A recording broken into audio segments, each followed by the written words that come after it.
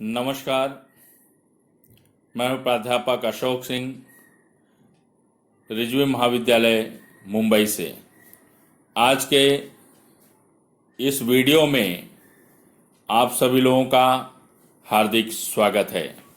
आज हम सब 12वीं के हिंदी युवक भारती में शामिल किए गए पाठ क्रमांक 16 मैं उद्घोषक के बारे में पढ़ेंगे, जिसके लेखक हैं आनंद प्रकाश सिंह जी।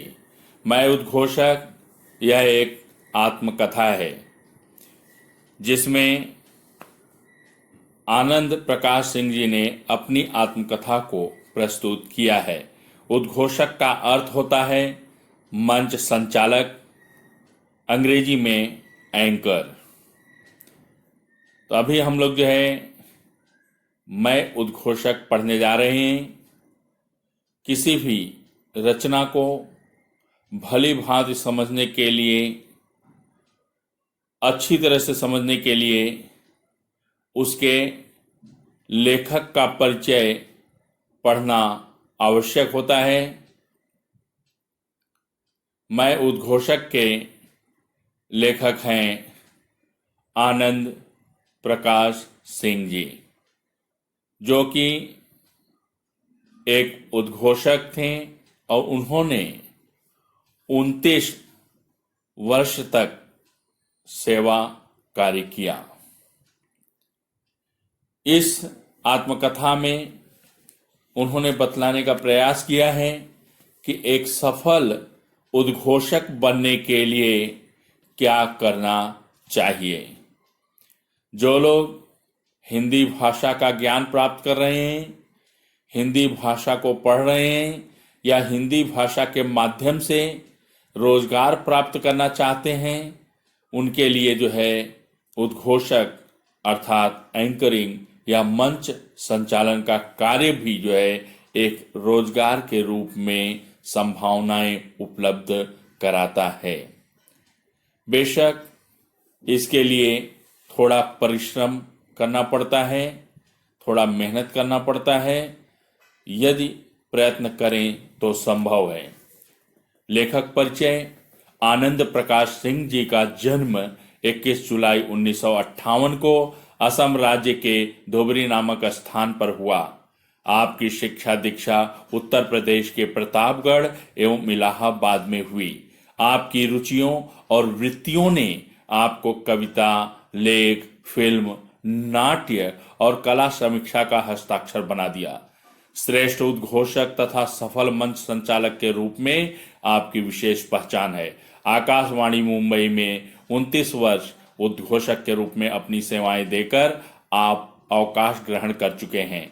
आपने आकाशवाणी के लिए आवश्यक संवाद लेखन करते हुए संवाद तथा संप्रेषण क्षेत्र में अपनी विशेष पहचान बनाई है। आपने विभिन्न समसामयिक विषयों पर लेखन करते हुए हिंदी भाषा की सेवा की है। अभी हमने लेखक का परिचय पढ़ा। अब हम लोग आगे बढ़ते हैं। प्रमुख कृतियां पत्र पत्रिकाओं में विभिन्न विषयों पर लेख, समीक्षाएं, कहानियां, कविताएं आदि प्रकाशित हुई हैं। अब हम आत्मकथा विधा के बारे में पढ़ेंगे। आत्मकथा लेखन हिंदी साहित्य में रोचक और पठनीय लेखन माना जाता है। अपने अनुभवों, व्यक्तिगत प्रसंगों को पूरी निष्ठा से बताना आत्मकथा की पहली शर्त है। इसमें लेखक की तटस्थता, घटनाओं के प्रति निरपेक्षता का निर्वाह आत्मकथा को विश्वसनीय बना देता है। आत्मकथा मैं इस उत्तम पुरुषवाचक सर्वनाम में लिखना आवश्यक है। जो लोग मैं का प्रयोग नहीं करते हैं, वास्तव में वह आत्मकथा नहीं है, वह सिर्फ एक कहानी बनकर रह जाती है। इसलिए छात्रों ध्यान दो, जब भी कभी आपको आत्मकथा लिखने के लिए दिया जाता है तो उसमें मैं का प्रयोग अवश्य करो। फर्स्ट पर्सन में ही जब लिखा जाएगा तो वो आत्मकथा होगी। इसलिए विशेष ध्यान देना चाहिए आत्मकथा लिखते समय। यहाँ पर लेखक आनंद प्रकाश सिंह जी ने मैं का प्रयोग करते हुए मैं उद्घोषक हूं कहते हुए उन्होंने अपनी आत्मकथा को बखूबी अंजाम दिया है और उन्होंने अपनी कहानी को इसमें लिखा है कि किस तरह से वे उद्घोषक बने और उसके लिए उन्हें क्या क्या करना पड़ा, कितने पापड़ बेलने पड़े। आत्मकथा एक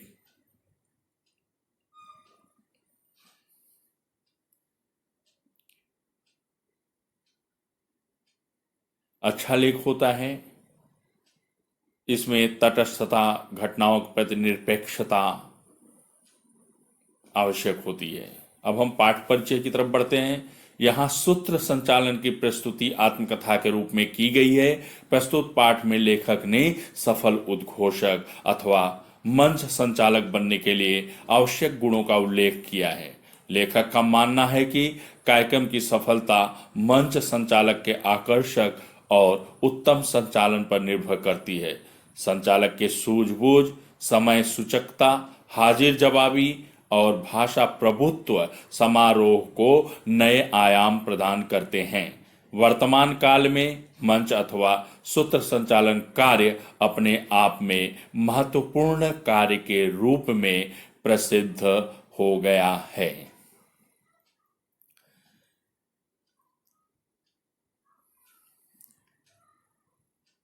हमने अभी पाठ परिचय पढ़ लिया, जिसमें जो है लेखक आनंद प्रकाश सिंह जी ने अपनी आत्मकथा के बारे में बतलाया है कि किस तरह से सूत्र संचालन का कार्य करना अपने आप में महत्वपूर्ण होता है। आज बेशक इससे जो है नाम का नाम और दाम का दाम प्राप्त होता है।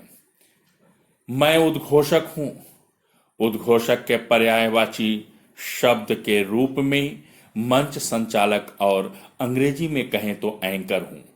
मंच संचालक श्रोता और वक्ता को जोड़ने वाली कड़ी है। मैं उसी कड़ी का काम करता हूं। इसके लिए मेरी कई नामचीन व्यक्तियों द्वारा भूर भूर प्रशंसा की गई है।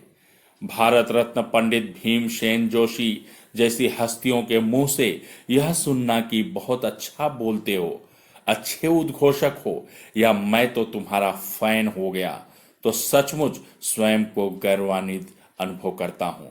किसी भी कार्यक्रम में मंच संचालक की बहुत अहम भूमिका होती है। वही सभा की शुरुआत करता है। आयोजकों को तथा अतिथियों को वही मंच पर आमंत्रित करता है। वही अपनी आवाज, सहज और हास्य प्रसंगों तथा काव्य पंक्तियों से कार्यक्रम की सफलता निर्धारित करता है।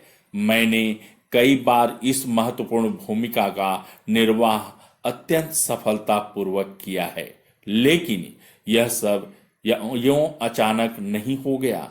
मैंने भी इसके लिए बहुत पापड़ बेले हैं। आरंभिक दिनों में मैं भी मंच पर जाते घबराता था। माइक मुझे सांप के फन की तरह नजर आता था। दिल जोर जोर से धड़कने लगता था। कहने का मतलब ये कि लेखक को भी शुरुआत में जो है परेशानी होती थी, डर लगता था, शर्माते थे, घबराहट महसूस होती थी, लेकिन धीरे धीरे वे इसके आदती हो गए और फिर मंच संचालन का कार्य बखूबी निभाने लगे। ऐसा हर किसी के साथ होता है, लेकिन हमें हिम्मत नहीं हारनी चाहिए। हमें निरंतर प्रयत्न करना चाहिए, कोशिश करते रहना चाहिए, तभी हम जो है उसमें कुशलता हासिल कर पाते हैं, सक्षम बन पाते हैं। हमारे अंदर का डर निकल जाता है, भाषा पर पकड़ आ जाती है। उसके बाद जब हम बोलना शुरू करते हैं तो बोलते ही जाते हैं, तब हम सफलता प्राप्त कर लेते हैं। मुझे याद है, तब मैं 9वीं कक्षा का छात्र था। विद्यालय के प्रांगण में गांधी जयंती का आयोजन किया गया था। मुझे भी भाषण देने के लिए चुना गया। मंच पर जाते ही हाथ पैर थरथराने लगे। जो कुछ याद किया था लगा सब भूल गया हूं। कुछ पल के लिए जैसे होश ही खो बैठा हूं, पर फिर खुद को संभाला। महान व्यक्तियों के आरंभिक जीवन के प्रसंगों को याद किया कि किस तरह कुछ नेता हकलाते थे, कुछ कांपते थे, पर बाद में वे कुशल वक्ता बने। ये बातें याद आते ही हिम्मत जुटाकर मैंने बोलना शुरू किया और बोलता ही गया। भाषण समाप्त हुआ, खूब तालियां बजी, खूब वाहवाही मिली। कहने का मतलब यह है कि थोड़ी सी हिम्मत और आत्मविश्वास ने मुझे भविष्य की राह दिखा दी और मैं एक सफल सूत्र संचालक के रूप में प्रसिद्ध हो गया। कहने का तात्पर्य कि सफल सूत्र संचालक बनने के लिए थोड़ी सी हिम्मत की आवश्यकता है, आत्मविश्वास की आवश्यकता है। यदि हम अपने आप में आत्मविश्वास रख करके थोड़ा सा प्रयास करते हैं, भाषा ज्ञान प्राप्त करते हैं, तो निश्चित ही हमें सफलता मिलती है। सूत्र संचालन के प्रकार।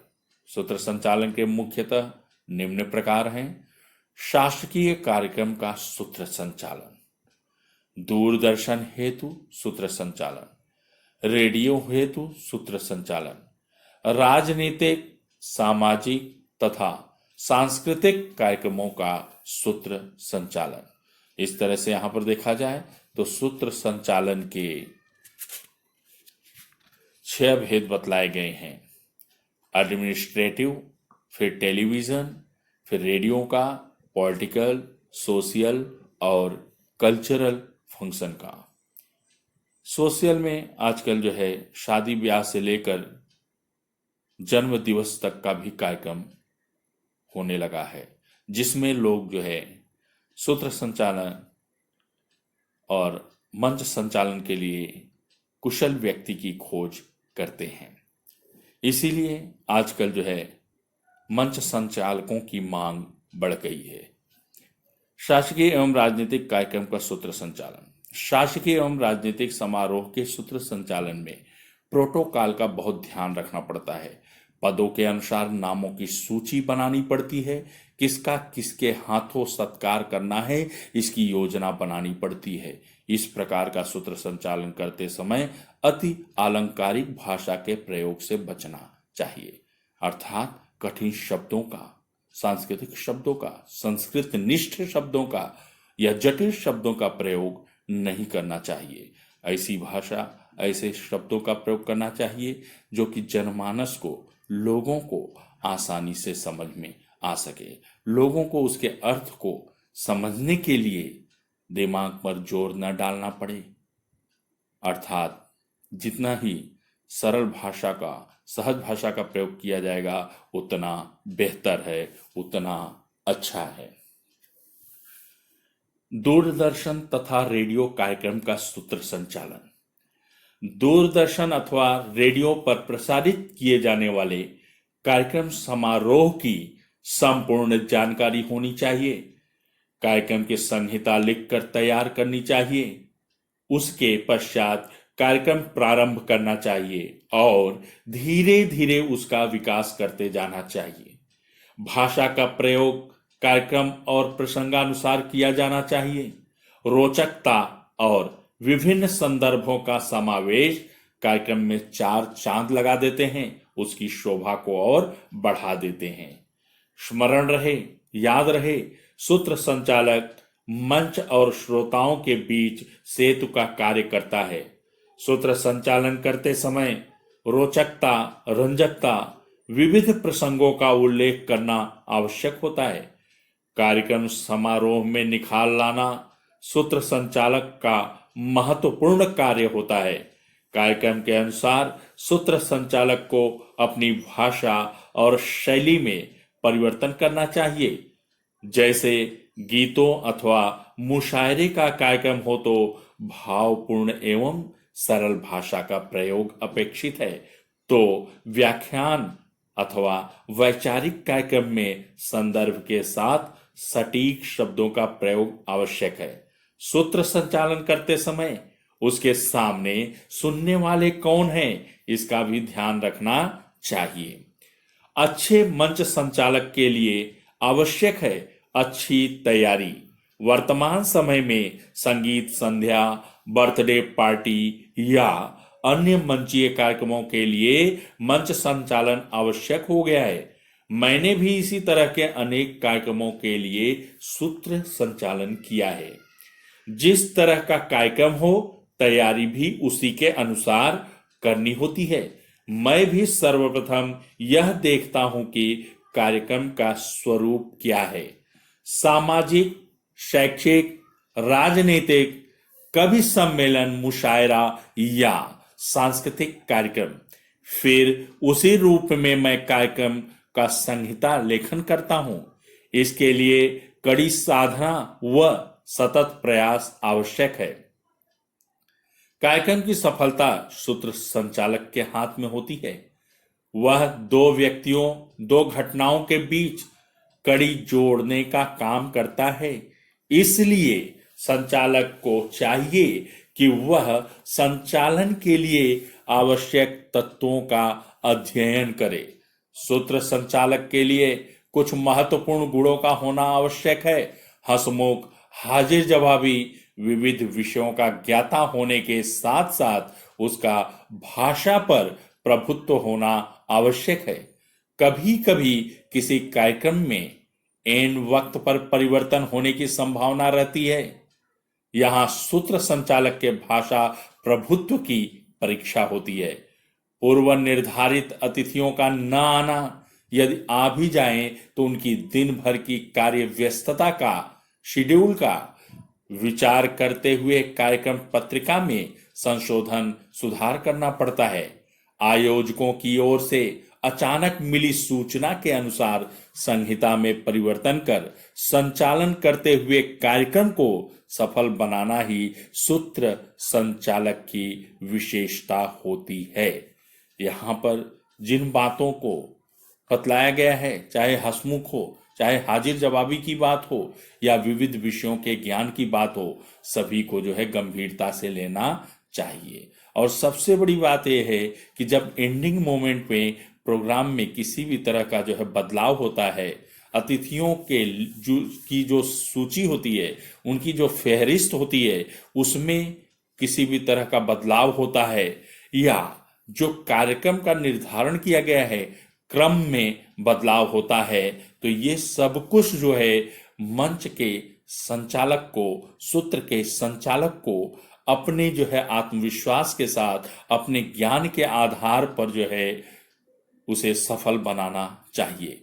उसमें जो भी अपेक्षित परिवर्तन है, आवश्यक परिवर्तन है, उसे स्वीकार करते हुए वो कार्यक्रम को उसे सफल बनाना चाहिए।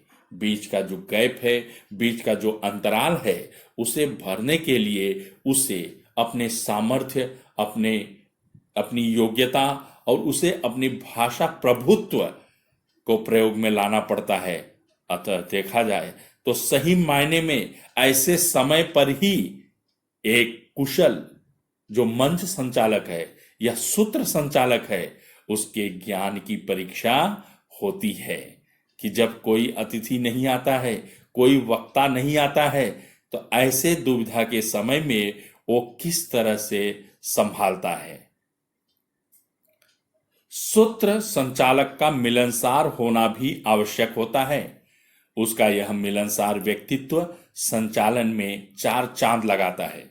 सूत्र संचालक को विविध विषयों का ज्ञाता होना ही आवश्यक है। यदि सूत्र संचालक भौतिकी विज्ञान, परमाणु विज्ञान जैसे विषयों और विभिन्न राष्ट्रीय अंतर्राष्ट्रीय नेताओं के सामने कार्यक्रम का संचालन करता है, तो संबंधित राष्ट्र तथा विषयों का ज्ञाता होना आवश्यक है। कड़ी साधना, गहराई से अध्ययन करते हुए विषय का ज्ञान प्राप्त कर सकते हैं। आकाशवाणी और सार्वजनिक कार्यक्रमों के मंचों पर संचालन कार्य ने मेरे व्यक्तित्व को नई ऊंचाई प्रदान की है। इस विषय में मेरी सफलता का प्रमुख कारण है मेरा प्रस्तुतिकरण।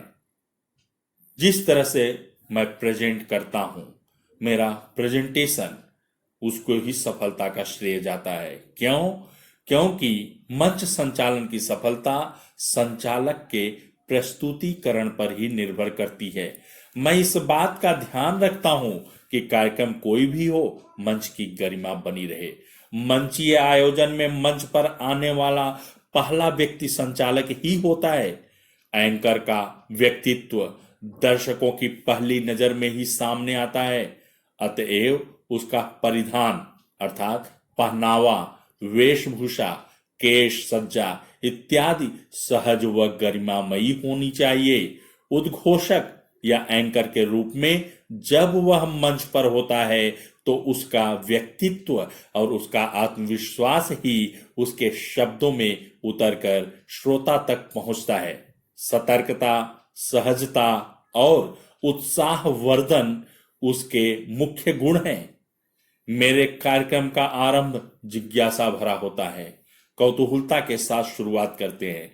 बीच बीच में प्रसंगानुसार कोई रोचक दृष्टांत, शेरो शायरी या कविताओं के अंश का प्रयोग करता हूं। जैसे एक कार्यक्रम में वक्ता महिलाओं की तुलना गुलाब से करते हुए कह रहे थे कि महिलाएं बोलती भी ज्यादा हैं और हंसती भी ज्यादा हैं, बिल्कुल खिले गुलाबों की तरह, वगैरह वगैरह। जब उनका वक्तव्य खत्म हुआ तो उन्हें धन्यवाद देते हुए कहा कि सर, आपने कहा कि महिलाएं हंसती बोलती बहुत ज्यादा हैं, तो इस पर मैं महिलाओं की तरफ से कहना चाहूंगा, हर शब्द में अर्थ छुपा होता है। हर शब्द में अर्थ छुपा होता है। हर अर्थ में फर्क छुपा होता है। लोग कहते हैं कि हम हंसते और बोलते बहुत ज्यादा हैं, पर ज्यादा हंसने वालों के दिल में भी दर्द छुपा होता है। ज्यादा हंसने वालों के दिल में भी दर्द छुपा होता है। यह पंक्तियां हमारे लेखक ने महिलाओं की तरफ से प्रस्तुत किया। और यह जवाब किसको दिया था उन्होंने? उन वक्ताओं को, जिन वक्ताओं ने महिलाओं के लिए कहा था कि महिलाएं बोलती भी ज्यादा हैं और हंसती भी ज्यादा हैं। यहां से पर हमारे लेखक महाशय ने जो विचार प्रस्तुत किए, बेशक महिलाएं उससे प्रभावित हो गई। मेरी इस बात पर इतनी तालियां बजी कि बस महिलाएं तो मेरी प्रशंसक हो गईं। कार्यक्रम के बाद उन वक्ताओं ने मेरी पीठ थपथपाते हुए शाबाशी देते हुए कहा, बहुत बढ़िया बोलते हो। संक्षेप में कभी कोई सहज हास्य से भरा चुटकुला या कोई प्रसंग सुना देता हूं तो कार्यक्रम बोझिल नहीं होता तथा उसकी रोचकता बनी रहती है, उबाऊ नहीं बनता है। विभिन्न विषयों का ज्ञान होना जरूरी है। कार्यक्रम कोई भी हो, भाषा का समयानुकूल प्रयोग कार्यक्रम की गरिमा बढ़ा देता है। इसके लिए आपका निरंतर पढ़ते रहना आवश्यक है। मैं भी जब छोटा था तो रोज शाम के समय नगर वाचनालय में जाता था। चंपक, नंदन, बाल भारती और चंदा मामा जैसी पत्रिकाएं पढ़ता था। बाद में धर्मयुग, हिंदुस्तान दिनमान, कादम्बिनी, सारिका, नवनीत, रीडर डाइजेस्ट जैसी मासिक पाक्षिक पत्रिकाएं पढ़ने लगा। रेडियो के विविध कार्यक्रमों को सुनना बेहद पसंद था। ये सारी बातें कहीं न कहीं प्रेरणादायक रही तथा सूत्र संचालन का आधार स्तंभ बनी। मैं उद्घोषक, मंच संचालक की भूमिका पूरी निष्ठा से निभाता रहा हूं और श्रोताओं ने मुझे अपार स्नेह और यश से समृद्ध किया है। किंग ऑफ वॉइस, संस्कृत शिरोमणि, अखिल आकाशवाणी जैसे अनेक पुरस्कारों से सम्मानित किया गया हूं। मैंने भी विज्ञापन देखकर रेडियो उद्घोषक पद हेतु आवेदन किया था और 29 वर्ष तक, मतलब ये कि 29 ईयर्स तक मैंने वहां अपनी सेवाएं प्रदान की। इसका मुझे गर्व है। अर्थात लेखक ने 29 वर्ष तक जो है उद्घोषक के रूप में अपनी सेवाएं प्रदान किए हैं और इस दौरान उनके द्वारा जो भी सेवा प्रदान की गई, बेशक वे उस पर गर्व करते हैं, उन्हें गौरव महसूस होता है। मैं उद्घोषक हूं, शब्दों की दुनिया में रहता हूं। जब रेडियो से बोलता हूं तो हर घर, सड़क दर सड़क, गली गली में सुनाई पड़ता हूं। तब मेरी कोई सूरत नहीं होती, मेरा कोई चेहरा भी नहीं होता, लेकिन मैं हवाओं की पालकी पर सवार दूर गांवों तक पहुंच जाता हूं। जब एंकर बन जाता हूं तो अपने दर्शकों के दिलों को छू लेता हूं। आप मुझे आवाज के पर्दे पर देखते हैं, मैं उद्घोषक हूं, मैं एंकर हूं। बेशक रोजगार के अवसर भी हैं। लेखक बताते हैं इस क्षेत्र में भी रोजगार की भरपूर संभावनाएं हैं। इसमें आप नाम और दाम दोनों कमा सकते हो। मतलब ये नाम ख्याति भी अर्जित कर सकते हो, प्रसिद्धि पा सकते हो और पैसे भी कमा सकते हो। मुझे भाषा का गहराई से अध्ययन करना पड़ा है।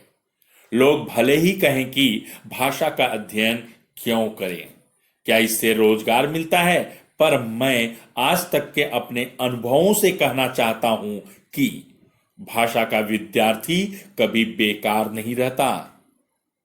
सूत्र संचालन में भी भाषा की महत्वपूर्ण भूमिका है। भाषा की शुद्धता, शब्दों का चयन, उनका उचित प्रयोग किसी प्रख्यात साहित्यकार या व्यक्तित्व के कथन का उल्लेख कार्यक्रम को प्रभावशाली एवं हृदयस्पर्शी बना देता है। विभिन्न कार्यक्रमों के साथ आप रेडियो या टीवी उद्घोषक के रूप में रोजगार पा सकते हैं। सूत्र संचालन के मुख्य बिंदु यहां दिए गए हैं। श्रोतागण वंदन, स्वयं का परिचय, स्वागत, मंच पर उपस्थित महानुभावों का आदर पूर्वक सम्मान, सकारात्मक अभिप्राय, सहज स्फूर्त संचालन, आवाज में उतार चढ़ाव, श्रोताओं से संवाद, समय सूचकता, हाजिर जवाबीपन, गलती पर तुरंत माफी, कार्यक्रम के अनुसार भाषा शैली में परिवर्तन आवश्यक है। और सूत्र संचालन की तैयारी, वाचन, आकर्षक व्यक्तित्व, कार्यक्रम पत्रिका, भाषा शैली का विकास, उच्चारण में शुद्धता और समय सूचकता बहुत जरूरी होता है। अर्थात समय सूचकता के माध्यम से बतलाना चाहते हैं कि इसके लिए डिसिप्लिन अर्थात अनुशासित होना चाहिए। वैसे भी कहा जाता है कि जो लोग अनुशासन के महत्व को समझते हैं, अनुशासित होते हैं, वो जो है हर जगह सफलता प्राप्त करते हैं। बेशक मनुष्य को अनुशासन होना चाहिए। छात्रों को तो और भी छात्र जीवन में अनुशासन के महत्व को समझ करके उसको अपनाना चाहिए, ताकि वे जीवन भर अनुशासन का पालन कर सकें, समय का पालन कर सकें, नियम का पालन कर सकें और उसके अनुसार अपने आप को ढाल करके वे अपने कार्य को संपादित कर सके। इसीलिए तो कहा जाता है छात्र जीवन में अनुशासन का बहुत महत्व है। मैं तो कहूंगा कि सिर्फ छात्र जीवन में नहीं, बल्कि मनुष्य के जीवन में अनुशासन का विशेष महत्व है। जो मनुष्य अनुशासित नहीं होते वे कभी जीवन में सफल नहीं होते हैं। अर्थात जीवन में सफलता प्राप्त करने के लिए, जीवन को सुचारू रूप से जीने के लिए अनुशासित होना आवश्यक है। अब हम लोग जो है स्वाध्याय के आधार पर दिए गए स्वाध्याय कार्य को देखते हैं। सूत्र संचालन के कारण कार्यक्रम में 4 चांद लगते हैं, इसे स्पष्ट कीजिए। आज के जमाने में सूत्र संचालक का महत्व बहुत बढ़ गया है। कार्यक्रम छोटा हो या बड़ा, सूत्र संचालक अपनी प्रतिभा से इसमें 4 चांद लगा देता है। वह अपनी भाषा, आवाज में उतार चढ़ाव, अपनी हाजिर जवाबी श्रोताओं से रोचक संवादों संचालन के बीच बीच में सहजता लाने के लिए चुटकुलों, रोचक घटनाओं के प्रयोग, मंच पर उपस्थित महानुभावों के प्रति अपना सम्मान सूचक शब्दों के प्रयोग, कार्यक्रमों के अनुसार भाषा शैली में परिवर्तन करने तथा अपनी गलती पर माफी मांग लेने आदि गुणों के कारण सूत्र संचालन में तो 4 चांद लगा ही देता है। उपस्थित जन समुदाय की प्रशंसा का पात्र भी बन जाता है।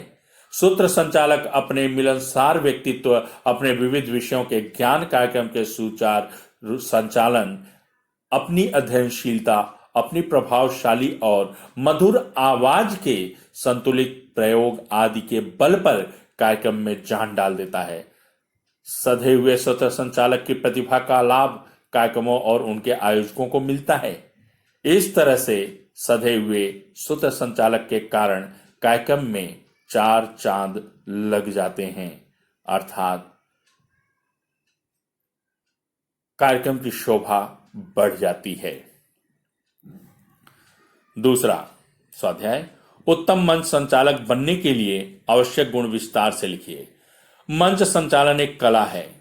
जो भी व्यक्ति इस कला का अच्छे से अभ्यास व साधना करता है वही अच्छा मंच संचालक बनता है। अच्छा मंच संचालक कार्यक्रम में जान डाल देता है। मंच संचालक श्रोता और वक्ता को जोड़ने वाली कड़ी होता है।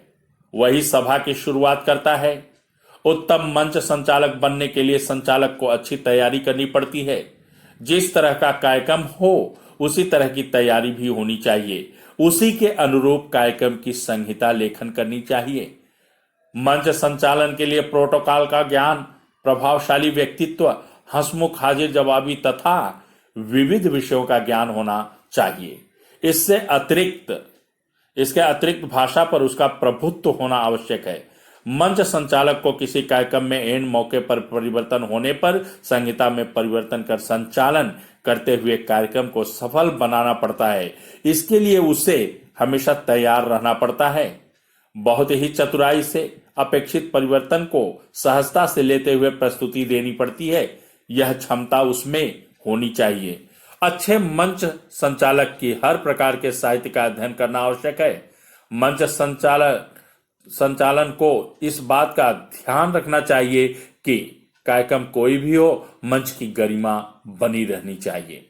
सबसे पहले मंच संचालन श्रोताओं के सामने आता है, इसलिए उसका परिधान, वेशभूषा आदि सहज और गरिमामयी होनी चाहिए। मंच संचालन के अंदर आत्मविश्वास, सतर्कता, सहजता के साथ श्रोताओं का उत्साह बढ़ाने का गुण होना आवश्यक है। इसके अलावा मंच संचालक में समयानुकूल छोटे छोटे चुटकुलों तथा रोचक घटनाओं से श्रोताओं को बांधे रखने की शक्ति भी जरूरी है। अच्छे मंच संचालक को भाषा का पर्याप्त ज्ञान होना आवश्यक है। भाषा की शुद्धता, शब्दों का चयन, शब्दों का उचित प्रयोग तथा किसी प्रख्यात साहित्यकार के कथन का उल्लेख कार्यक्रम को प्रभावशाली एवं हृदयस्पर्शी बना देता है। यही उत्तम मंच संचालक की ख्याति होती है, संपत्ति होती है। उत्तम मंच संचालक बनने वाले व्यक्ति को उपयुक्त गुणों को आत्मसात करना आवश्यक है। जो लोग इन गुणों को आत्मसात नहीं करते हैं वे उत्तम मंच संचालक नहीं बन पाते। तीसरा स्वाध्याय, सूत्र संचालन के विविध प्रकारों पर प्रकाश डालिए। आजकल संगीत संध्या तथा जन्मदिन की मिट्टी का भी संचालन जरूरी हो गया है। सूत्र संचालन मंच और श्रोताओं के बीच सेतु का कार्य करता है, जोड़ने का कार्य करता है। कार्यक्रमों अथवा समारोहों में निखार लाने का कार्य सूत्र संचालक ही करता है। इसलिए सूत्र संचालक का बहुत महत्व होता है। सूत्र संचालन कई प्रकार के होते हैं। इसके मुख्यतः निम्न प्रकार होते हैं: शासकीय कार्यक्रम का सूत्र संचालन, दूरदर्शन हेतु सूत्र संचालन, रेडियो हेतु सूत्र संचालन, राजनीतिक, सामाजिक तथा सांस्कृतिक कार्यक्रमों का सूत्र संचालन। अलग अलग कार्यक्रमों का संचालन करने के लिए सूत्र संचालक को अलग अलग प्रकार की सावधानियां बरतनी पड़ती हैं। शासकीय एवं राजनीतिक समारोहों के सूत्र संचालन में प्रोटोकॉल का बहुत ध्यान रखना पड़ता है। इसके लिए पदों के अनुसार नामों की सूची बनानी पड़ती है। दूरदर्शन तथा रेडियो कार्यक्रमों का सूत्र संचालन करने के पहले उन पर प्रसारित किए जाने वाले कार्यक्रमों की संपूर्ण जानकारी प्राप्त करनी जरूरी है। कार्यक्रम की संहिता लिखकर तैयारी करनी होती है। सामाजिक तथा सांस्कृतिक कार्यक्रमों के सूत्र संचालन का कार्य हल्के फुल्के ढंग का होता है। इनके लिए अलग संहिता लेखन की तैयारी करनी पड़ती है। व्यवहारिक प्रयोग में दिए गए मुद्दों को देखते हैं। अपने कनिष्ठ महाविद्यालय में मनाए जाने वाले हिंदी दिवस समारोह का सूत्र संचालन कीजिए। रिजवी महाविद्यालय कला विज्ञान और वाणिज्य मुंबई में मनाए जाने वाले हिंदी दिवस समारोह का सूत्र संचालन की प्रस्तुति इस प्रकार है। दोस्तों, हिंदी दिवस के उपलक्ष्य में आज रिजवी महाविद्यालय कला विज्ञान एवं वाणिज्य मुंबई में आयोजित इस समारोह में आप सबका हार्दिक स्वागत है। आज 14 सितंबर हिंदी दिवस के इस अवसर पर रिजवी महाविद्यालय की ओर से आप सभी को हिंदी दिवस की हार्दिक शुभकामनाएं। मुझे अपनी भाषा हिंदी से संबंधित कुछ पंक्तियां याद हो आई हैं। हिंदी हमारी शान है, हिंदी ही अभिमान है। हिंदी हमारी जान है, हिंदी से ही पहचान है।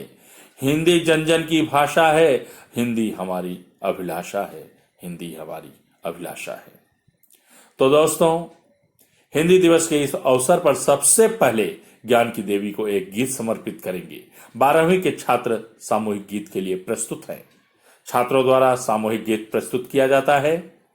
तो दोस्तों, मां सरस्वती की कृपा दृष्टि सभी पर बनी रहे। तो चलिए हम स्वागत नृत्य गीत की तरफ बढ़ते हैं। छात्रों द्वारा तैयार किया गया यह सुंदर नृत्य गीत प्रस्तुत है। 12वीं के छात्र स्वागत नृत्य गीत प्रस्तुत करते हैं।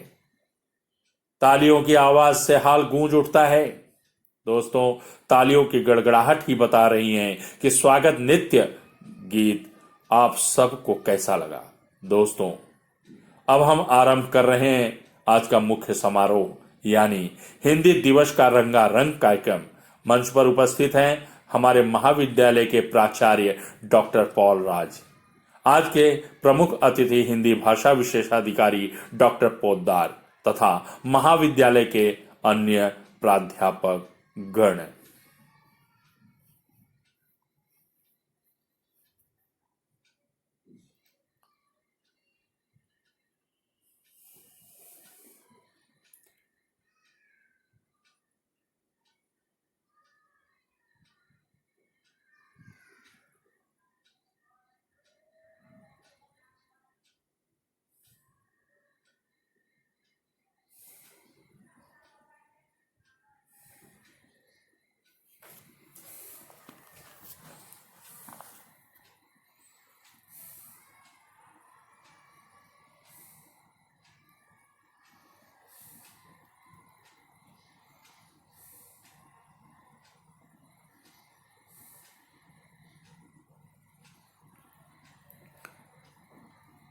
सूत्र संचालक, अब हम प्राचार्य डॉक्टर पॉल राज से प्रार्थना करते हैं कि आप हमारे प्रमुख अतिथि डॉक्टर पोद्दार जी को शॉल व पुष्पगुच्छ देकर उनका स्वागत करें।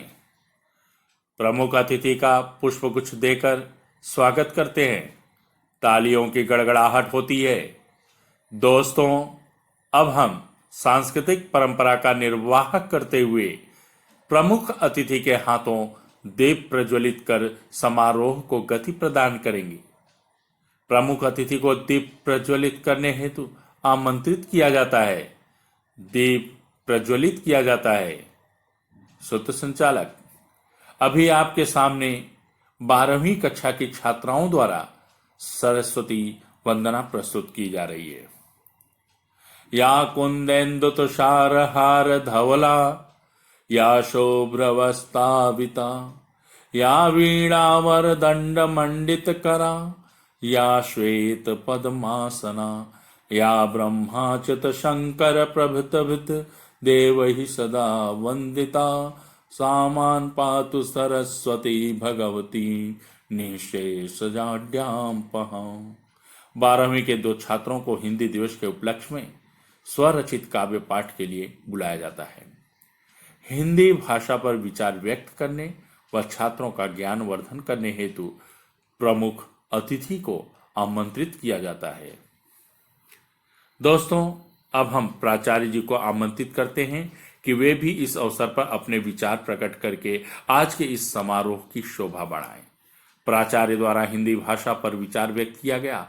हिंदी भाषी होने के बाद भी उन्होंने न सिर्फ प्रभावशाली उपयोगी भाषण दिया बल्कि स्वरचित कविता भी सुनाई।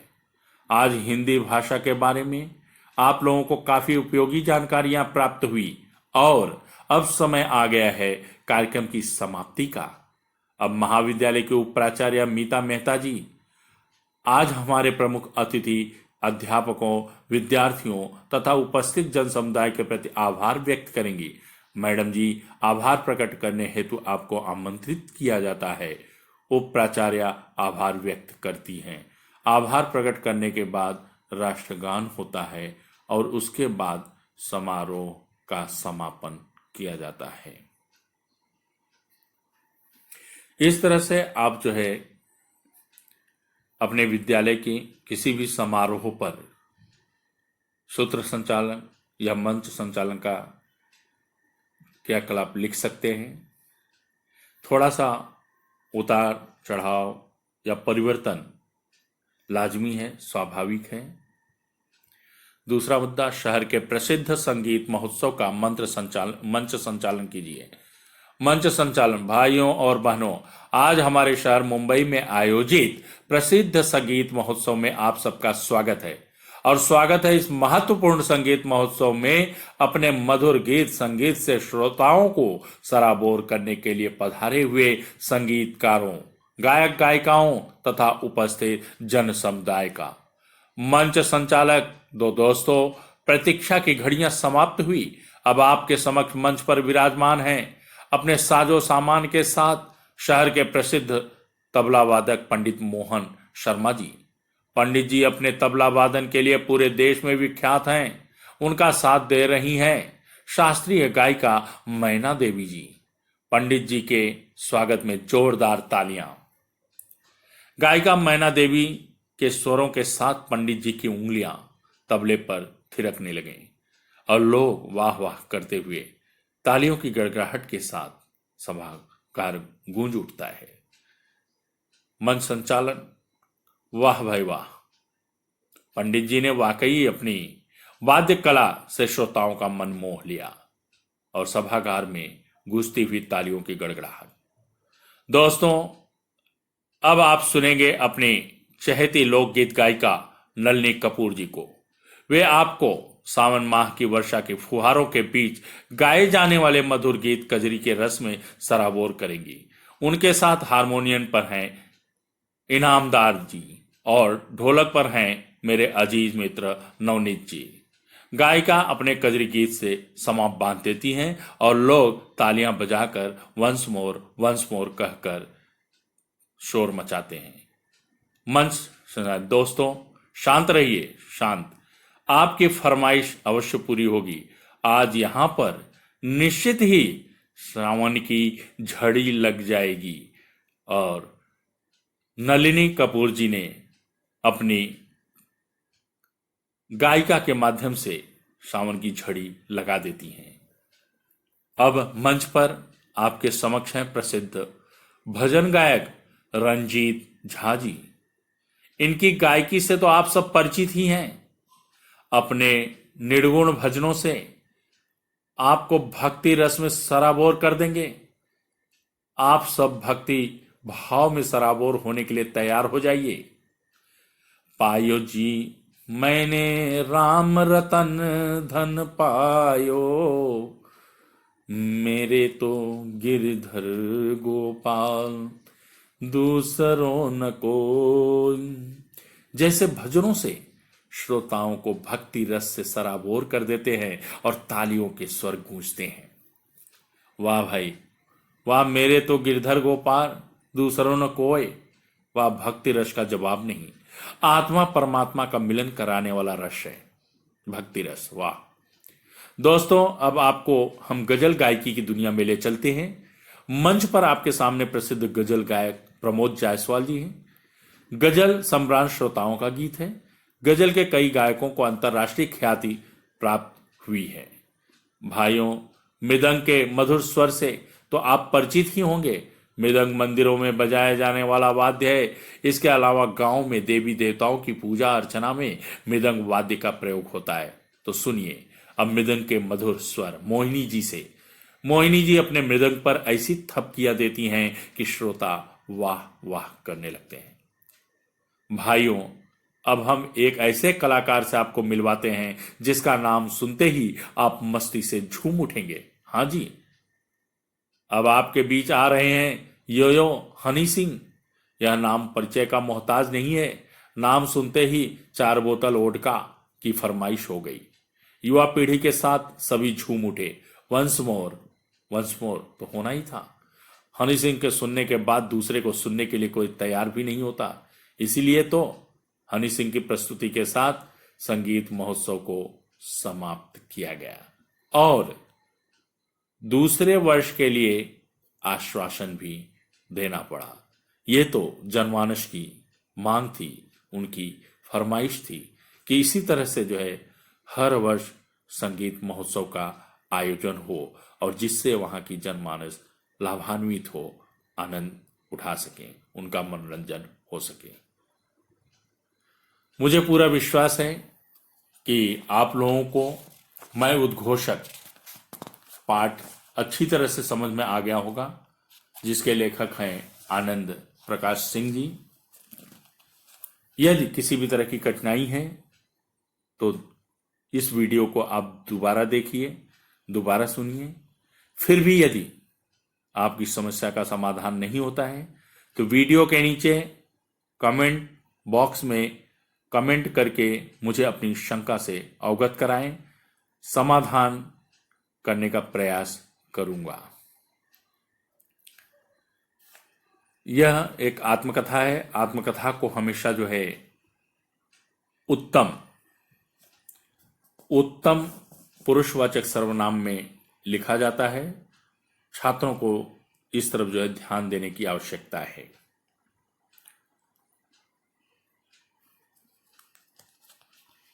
मेरी शुभकामनाएं आप सभी के साथ हैं। धन्यवाद। यदि आपको किसी भी तरह की कठिनाई है तो आप मुझसे अवगत कराएं। धन्यवाद।